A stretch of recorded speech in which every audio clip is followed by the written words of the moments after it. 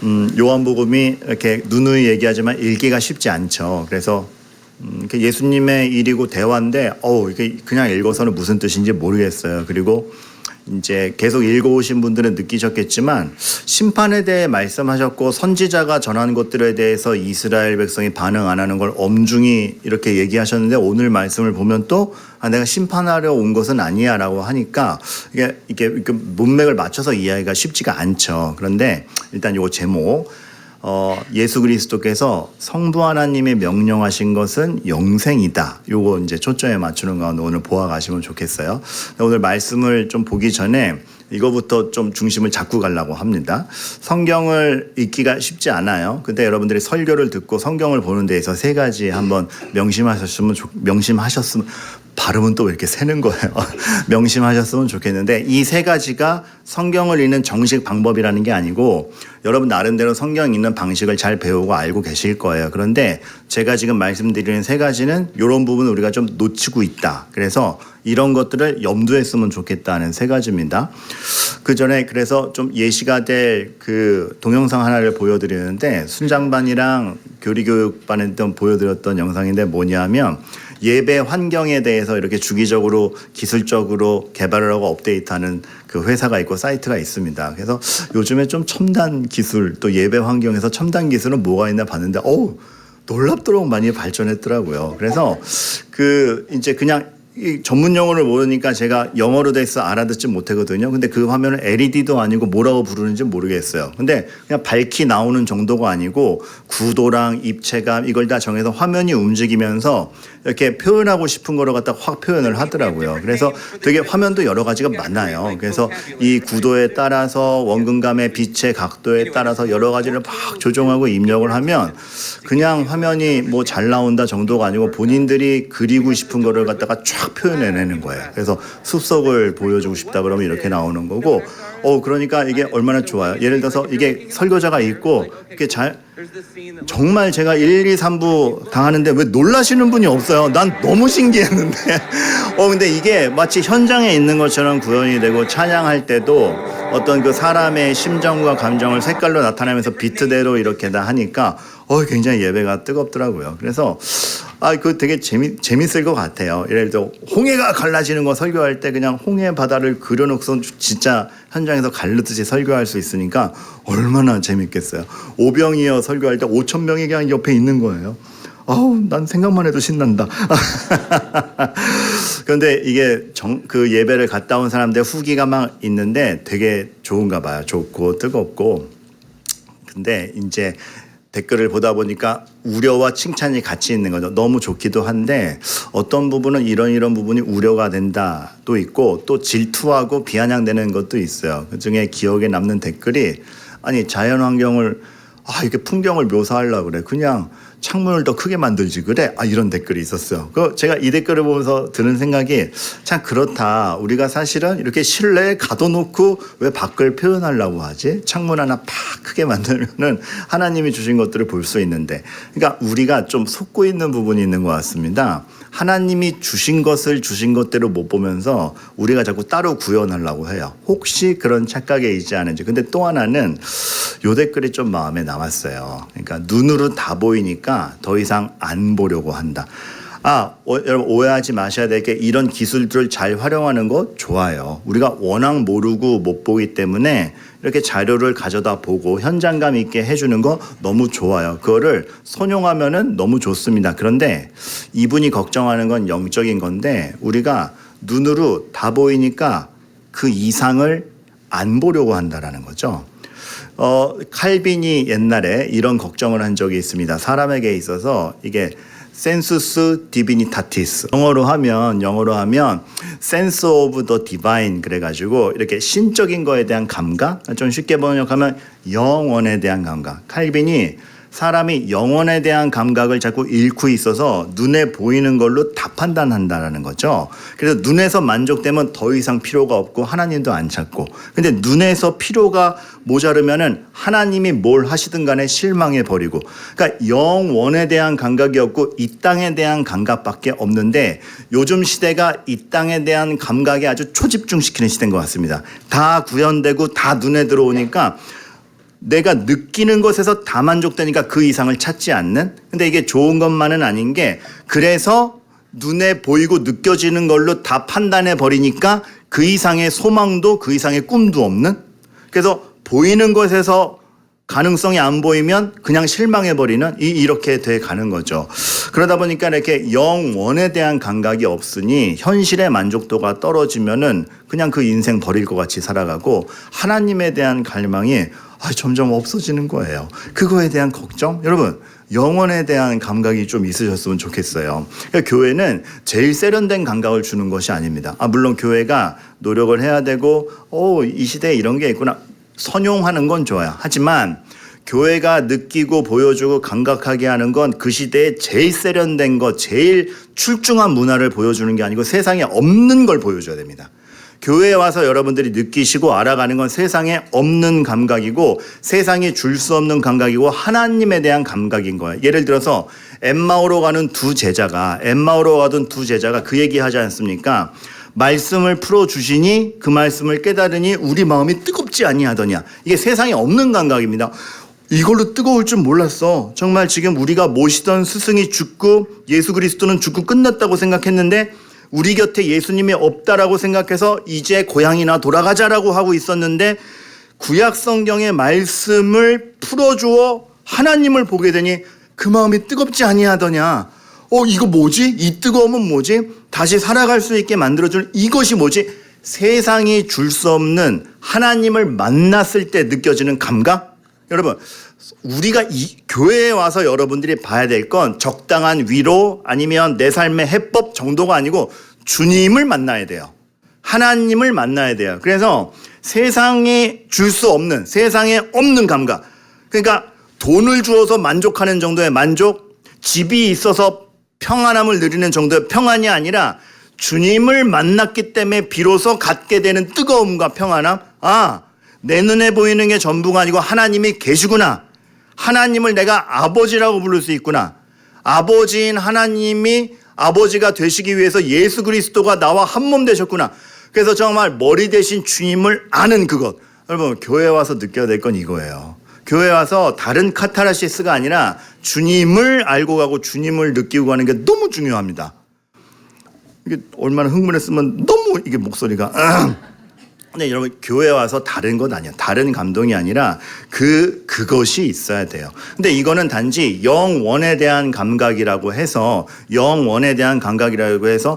뭐 이상한 판타지가 아니라 이런 것까지 포함되는 거예요. 굉장히 현실적인 거예요. 우리는 원수를 보면 미움밖에 못 감각하지 않습니까? 원수를 보는 유일한 감각이 미움인데 영원에 대한 감각을 가지면 원수도 살리시는 하나님을 감각하면 드디어 원수를 용서해 볼 마음이 생기는 거죠. 세상에 없는 감각인 겁니다. 환난. 우리는 환난을 당하기가 싫잖아요. 싫어, 어려워. 환난을 당하기 싫은 게 우리의 감각이지만 바울 사도가 얘기했던 영원을 인식하면 하나님이 그 환난도 쥐고 계시고 하나님이 모든 걸 주관하고 계시다라는 걸 알면 이 말씀 나오죠. 환난은 인내를, 인내는 연단을, 연단은 소망을. 그래서 여러분, 영원을 감각한다는 것은 오늘의 현실에서 우리의 판단 기준과 행동 기제가 다 달라진다는 걸 말하는 겁니다. 이거는 단지 조금 더 세련되게 생각해 정도가 아니고 정말 본질을 찾아가는 거죠. 여러분, 성경을 읽으실 때 우리가 보통 성경을 읽을 때 이렇게 좀 지혜로운 말을 찾거나 내가 지금 가지고 있는 문제에 해답 찾으려고 읽을 때가 있어.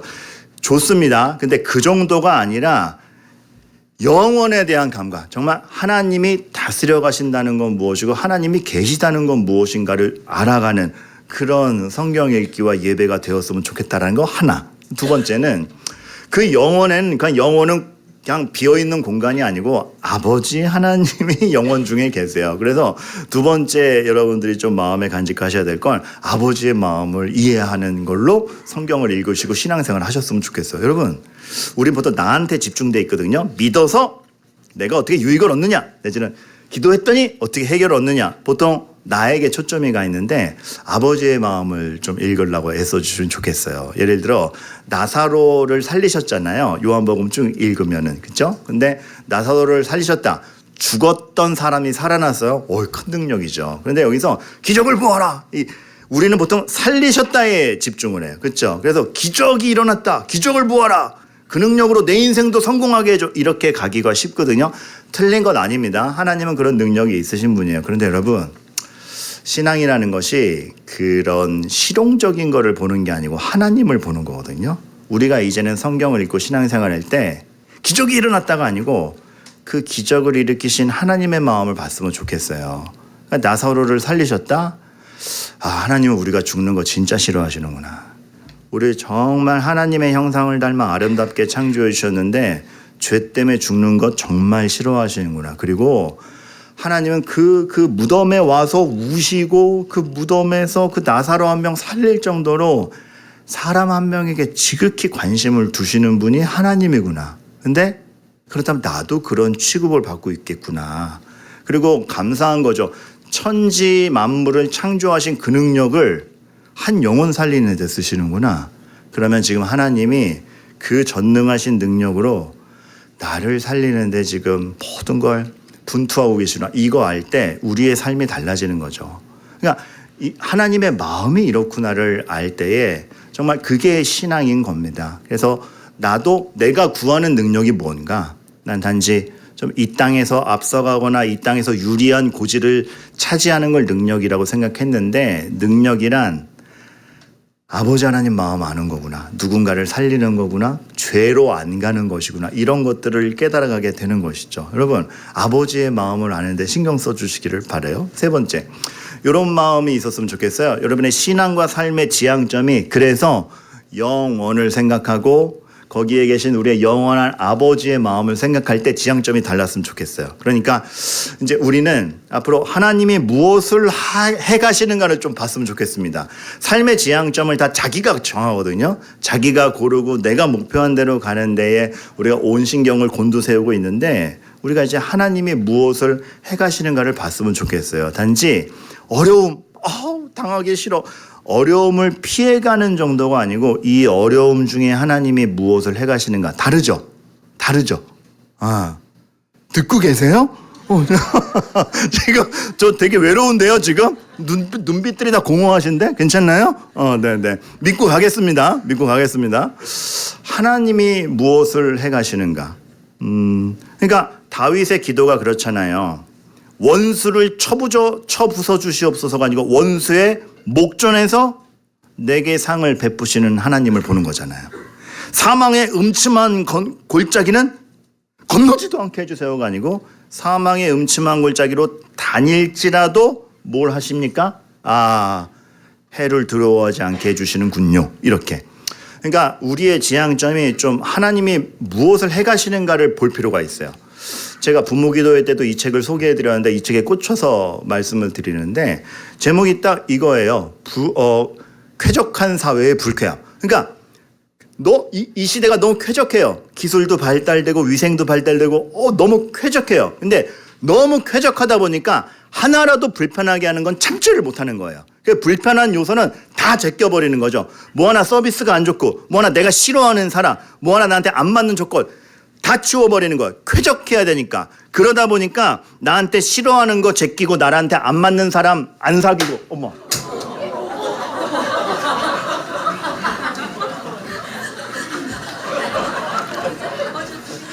요즘 손에 힘이 없어요. 여러분, 제가 지금 좀 몸이 안 좋아요. 그래가지고 손에 힘이 없어가지고 날라가요. 그러니까 좀 얼마나 지금 화나 있는 거예요, 제가.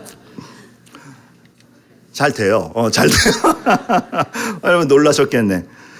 여러분이 좋으니까 하나님이 섭리를 통해서 지금 섭리를 통해 제가 조금 아까 걱정했잖아요. 눈빛이 공허하다고. 이제 다 정신 차렸죠? 저도 정신 차렸어요. 그러니까 쾌적하게 만들려다가 싫은 건 다 제끼다 보니까 인간이 인간답지 않은 거예요.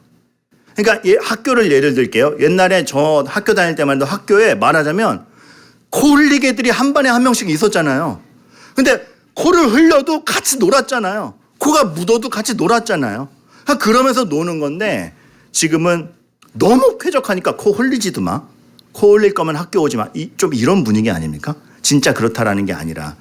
그러니까 불쾌한 거예요. 쾌적한데 불쾌한 거예요. 그래서 제가 이런 생각을 해봤어요. 우리의 신앙의 목적도 불편하지 않은 것이 우리의 목적인가? 지금 주여 저 불편함과 환난 당하지 않게 하소서가 우리 인생의 목적인가? 아니지 않습니까?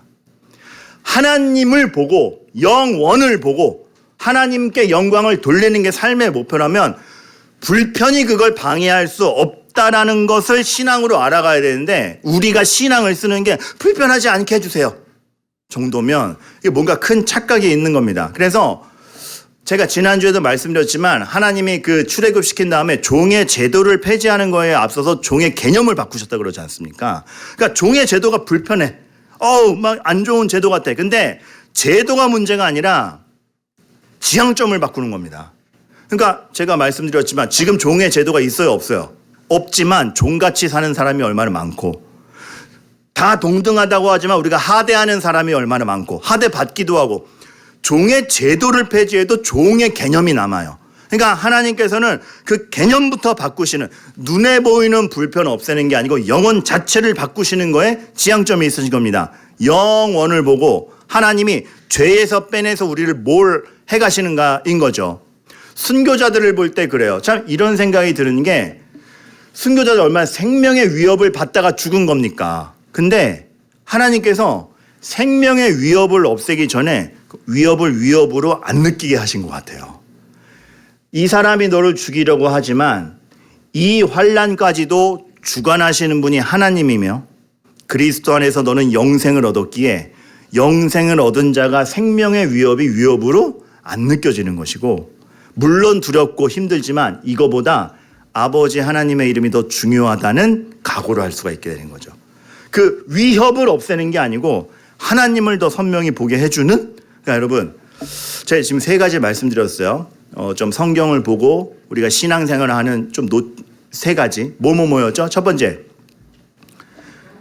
이거 지금 대답 못하시면 한 번 더 던지려고 그랬어요. 영혼에 대한 감각이 있어야 돼요. 영혼에 대한 감각. 그리고 두 번째, 아버지의 마음을 헤아릴 수 있어야 돼요. 신앙이 내 형편이 어떤가, 지금 내가 뭘 얻느냐가 아니라 아버지의 마음이 무엇이고 아버지의 의도가 무엇인가, 하나님 뭘 해가시는가. 그래서 세 번째, 신앙의 지향점이 하나님이 뭘 해가시는가를 좀 보는 것으로. 자, 이렇게 여러분들이 앞으로 성경을 보고 신앙생활을 해가셨으면 좋겠는데, 요 요소가 오늘 말씀이랑도 굉장히 연관성이 큽니다.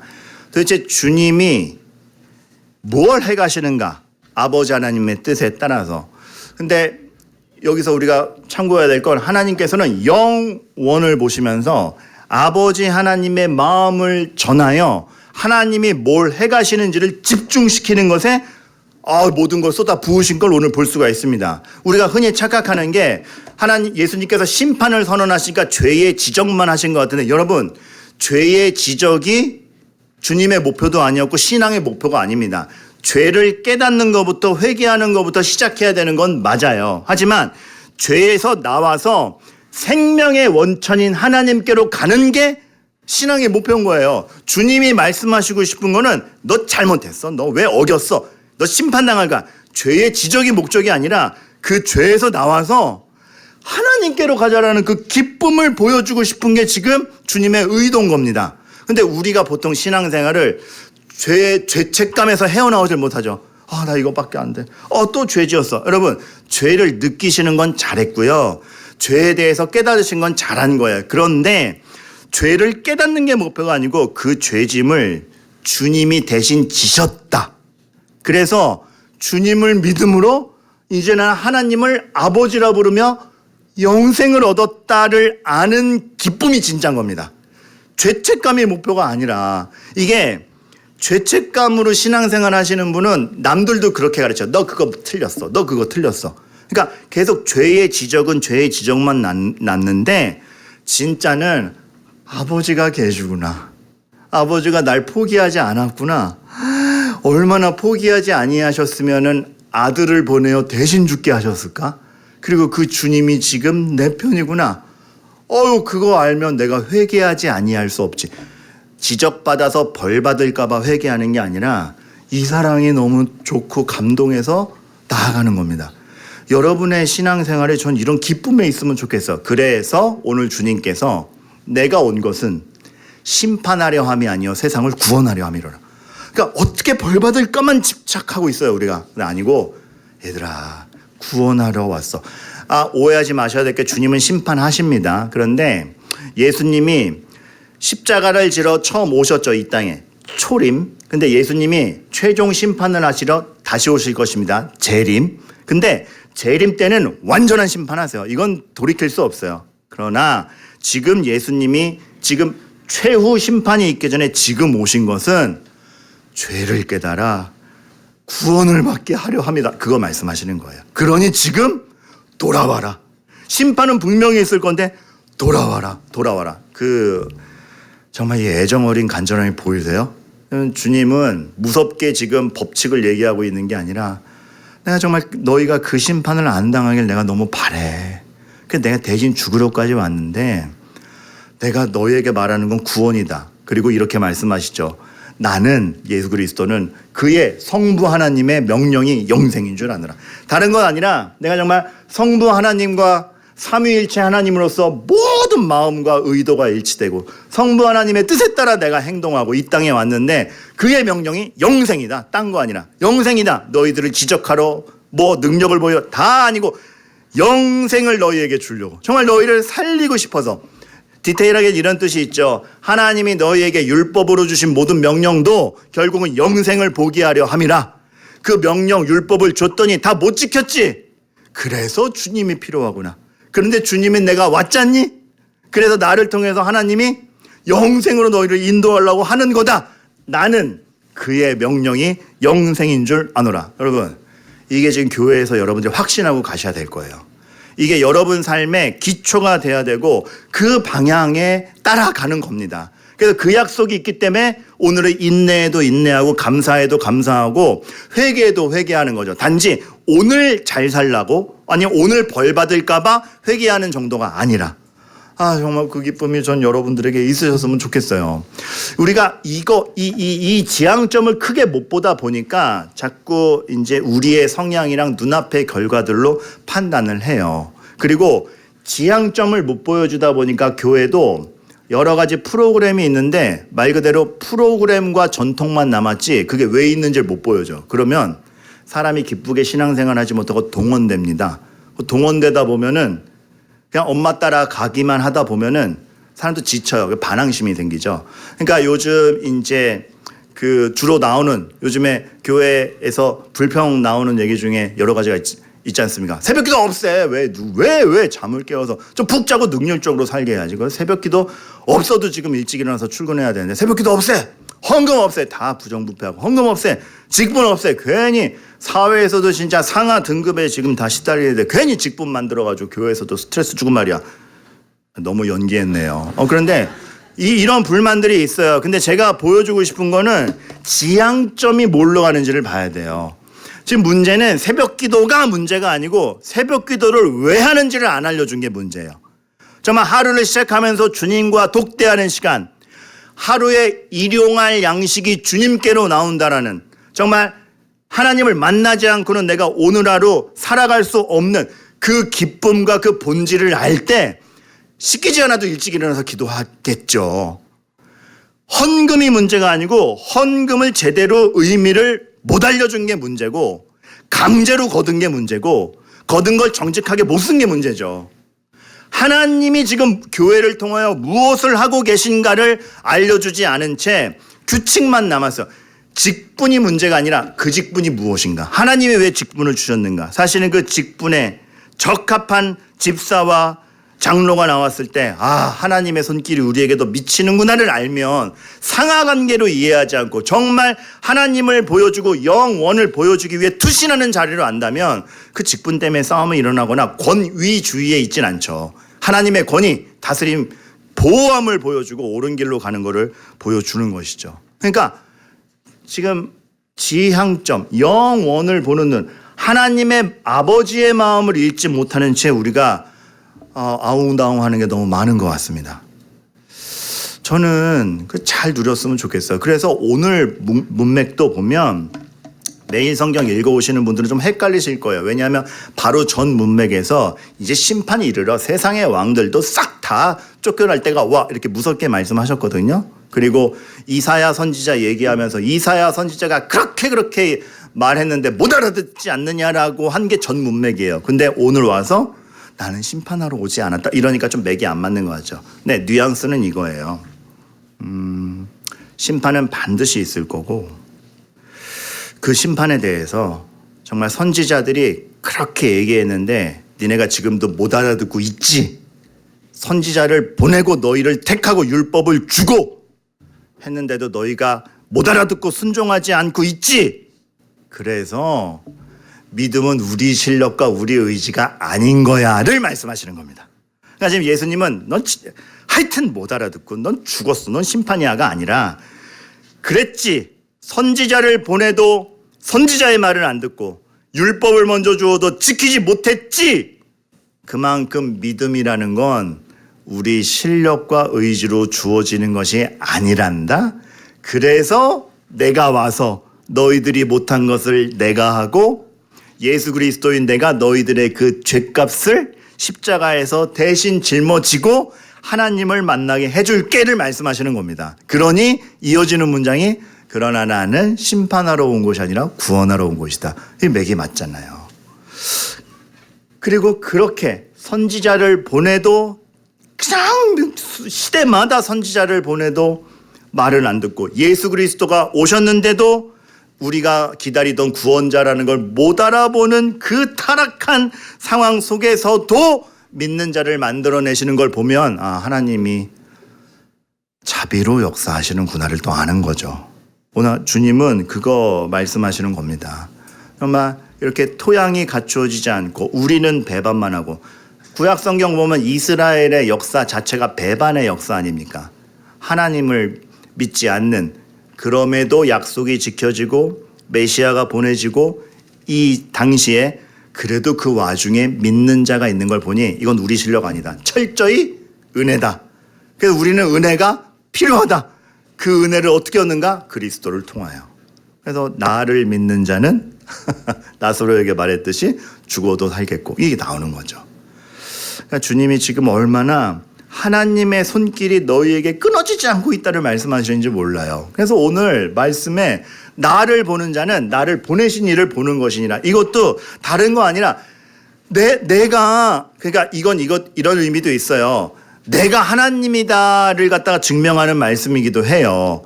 예수 나를 지금 니네 눈으로 보내지만 내가 하나님의 아들로서 성부 하나님이 보낸 메시아고 하나님이다. 이거를 표현하시는 것도 있는데 하나님의 마음으로 보자면은 이거죠. 하나님이 너희랑 연결고리를 끊지 않으셨네. 그래서 내가 와 있네 이거예요. 정말 하나님을 찾지도 않고 바라보지도 못하는 날 때부터 맹인 같은 너희들에게 하나님이 나를 보내셨어. 그래서 지금 내가 하는 말이 성부 하나님의 말과 뜻이야. 구원하고 싶으시대. 그러니까 나를 보면 아유 하나님이 너희랑 연결고리를 끊지 않으셨네. 하나님이 너희를 포기하지 않고 계시다. 제발 돌아와라. 이거죠. 지금도예요. 지금도. 왜 목사를 세우셨는가? 왜 제일 똑똑한 사람이 목사가 되는 게 아니잖아요. 그렇죠? 지금 이 자리에서 가장 연륜이 있거나 가장 똑똑한 사람이 목사가 된 게 아니에요. 그런데 신기하잖아요. 그 말을 듣고 계신 여러분들. 이게 무슨 상황입니까? 하나님이 우리랑 연결고리를 끊지 않으셔서 누군가에게 선포하는 역할을 맡기신 거예요.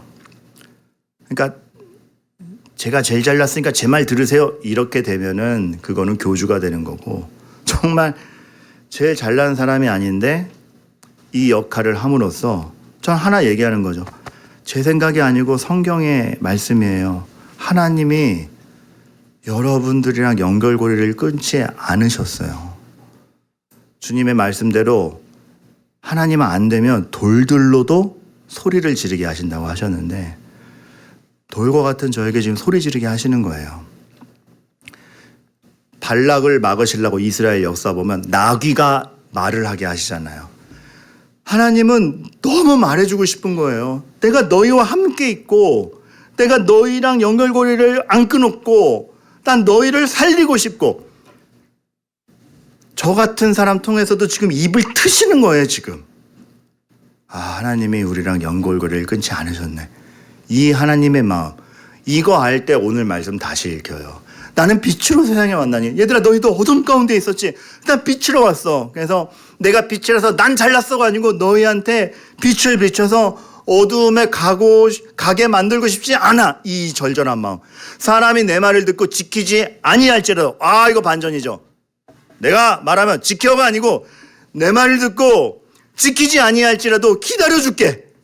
제발 돌아와라. 왜? 나는 너를 구하고 싶어서 왔고 그게 아버지 하나님의 마음이다. 그러니까 기다릴 테니까 제발 최종 심판 받는 자리에 가지 말고 나에게 와서 살아나라. 나를 저버리고 내 말을 받지 않지 말고 제발 하나님이 너를 살리고 싶은 이 마음을 이해해다오. 이게 내 생각이 아니다. 내 생각만이 아니다. 내가 자의로 말한 것이 아니고 내가 나 생존하고자 하는 말이 아니라 나를 보내신 하나님 아버지께서 말씀하신 걸 내가 그대로 전한다. 하나님이 그걸 전하고 싶으셔서 나를 보냈고 그것을 너희의 삶에서 유효하게 하기 위해서 나를 죽으라 명하셨다. 그리고 나도 죽을 거다. 난 그게 너무 기쁘다. 이거. 그래서 오늘 설교 제목처럼 나는 그 하나님의 명령이 영생인 줄 아노라. 여러분, 저도 알아요. 하나님이 지금 우리 교회에 주신 모든 걸 통해서 하실 게 영생인 것을 알아요. 여러분들이 정말 살아나기를, 죄 가운데 나와서 주님 안에서 하나님의 자녀로 그 기쁨을 알며 영생으로 가는 길을 살아가기를 원하신다라는 걸 알아요. 교회는 그거를 먼저 아는 곳입니다. 제가 교회가 해결사도 되드리지 못하고 여러분의 삶에 어떤 불편을 덜어드리지도 못하지만 그러나 같이 울면서 기도하는 게 무엇보다 귀한 것은 영원을 보여줄 수 있기 때문이에요. 하나님의 마음을 보여줄 수 있기 때문이에요. 하나님이 여러분 포기하지 않았음을 정말로 확신하며 전해줄 수 있기 때문이에요. 여러분, 오늘 진짜 그 하나님의 이 포기하지 않는 사랑이 여러분의 마음을 쳤으면 좋겠어요. 여러분이 어떤 근심과 좀 이거 해결되고 싶은 어떤 짐들을 들고 왔는지 모르겠어요. 하지만 그 모든 거에 우선하여 하나님이 여러분을 포기하지 않고 정말 난 너희를 구원하고 싶다. 내 모든 거는 너희의 영생을 위함이다라는 거를 이렇게 살기에 딱 후려치고 가셨으면 좋겠어요. 근데 이제 고민은 있습니다. 그러한 하나님을 확신하며 사는 삶이 도대체 뭔가라고 했을 때 이런 생각이 들었기 때문입니다. 그거를 확신했던 사람들의 삶이 오히려 그걸 전하다가 두들겨 맞고 다니는 바울 사도, 그렇죠? 그 하나님의 약속을 받고 생존하려고 남의 나라 갔다가 도망자신 분 때 미친 척하며 침 흘리며 생존하려는 그 바울, 얼마나 자괴감 느꼈을 것이고, 시어머니의 하나님을 쫓아온다고 과부된 룻이 왔는데 와봤더니 시어머니도 과부고 자기도 과부니까 전혀 경제적 기반이 없어 남의 땅에 가서 주워 먹어야 되는 그 비굴함을 겪어야 되는 와중에 이들에게 하나님이 너를 포기하지 않아서 무슨 의미였을까? 그런 생각이 드는 거예요. 그런데 여러분, 영혼에 대한 감각입니다. 영혼에 대한 감각입니다. 두들겨 맞는 것이 나의 정체성을 정하지 않고 하나님의 아들인 게 내 정체성을 결정하는 오늘 하루, 정말 침 흘리며 비굴하게 산 그 자괴감이 나를 지배하는 것이 아니라 나를 포기하지 않는 아버지 하나님의 사랑이 나를 지배하는 그 정체성, 남의 땅에 주워먹는 비굴함이 아니라 자신의 딸로서 그 주워먹는 현장에 함께 눈물을 흘리며 동행하시고 삶을 보호하시고 그 비굴함이 이 사람을 넘어뜨리지 못하게 이루어 가시는 그 하나님을 아는 감각 속에서의 믿음, 이것이 있는 거죠. 거기에서 아버지의 마음을 아는 거죠. 두들겨 맞는 바울, 나도 스데반 두들겨 패서 죽였는데 스데반을 죽인 내가 사도 된 거 보니 나를 두들겨 패고 있는 이 사람도 변화할 수 있지 않겠는가가 아버지의 마음이 아니겠는가. 그러니까 이게 뭐야 충성했는데, 그런 자괴감이 아니라 그런 아버지의 마음을 볼 때 침 흘리는 다윗, 이렇게까지 살아야 돼? 보날은 자신에게 나의 몸을 통하여서 메시아를 보내겠다라고 하신 그 왕위를 보존하리라 하신 아버지 하나님의 약속이 있을 때 오늘 비굴하게 산 것 같지만 이 생존이 의미가 없지 않은, 오히려 아버지 하나님 앞에서 다른 역전을 볼 수 있는, 남의 땅에서 주워 먹는 것이 너무나 하찮고 이렇게 이거밖에 없어, 내 꿈은 이것뿐이야 라고 할 때 알았습니까? 롯이 메시아의, 다윗의 할머니가 되고 메시아 족보에 올라갈 줄은 몰랐잖아요. 아버지의 마음은 네가 하찮지 않다, 그거 알아가기가 우리 현실에서 힘들지만 그걸 알아가는 게 우리의 신앙인 거고, 그래서 신앙과 삶의 지향점이 안 두들겨 맞게 해주세요, 어디 가서 미친 척 안 하게 해주세요가 아니라, 하나님 여기서 뭘 하고 계십니까? 두들겨 맞는 과정에서도 하나님의 일을 하시는 거 보니 정말 은혜로 되는 일임을 제가 알고 충성하겠습니다. 견뎌보겠습니다. 침 흘리는 상황 왜 주세요가 아니고 여기서도 하나님이 나와 함께 하심을 알기 때문에 제가 오늘을 견뎌보겠고, 정말 제가 누누이 말씀드린 사망의 음침한 골짜기에서도 해를 두려워하지 않는 사람으로 저는 서 나아가겠습니다.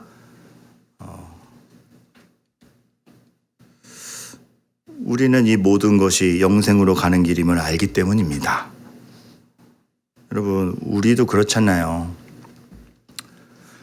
다 월요일 되면 두들겨 맞으러 가는 바울처럼 사회생활하고 월요일을 맞이하잖아요. 우리 집안, 우리 애 살려보겠다고 어디 가서 미친 척하고 돌아다니잖아요. 이거 어떻게 안 됩니까? 미친 척하고 돌아다니는 것 같잖아요. 침 흘리는 다윗 같잖아요. 오늘 버텨보겠다고 남의 땅에서 비굴하지만 웃으면서 주워 먹고 있잖아요. 마음은 썩어가는데 웃으면서 이렇게 이삭 줍게 하고 있잖아요. 거기에서 우리가 영원에 대한 감각, 아버지 하나님의 마음으로 살 수 있는가, 좀 실질적인 문제입니다.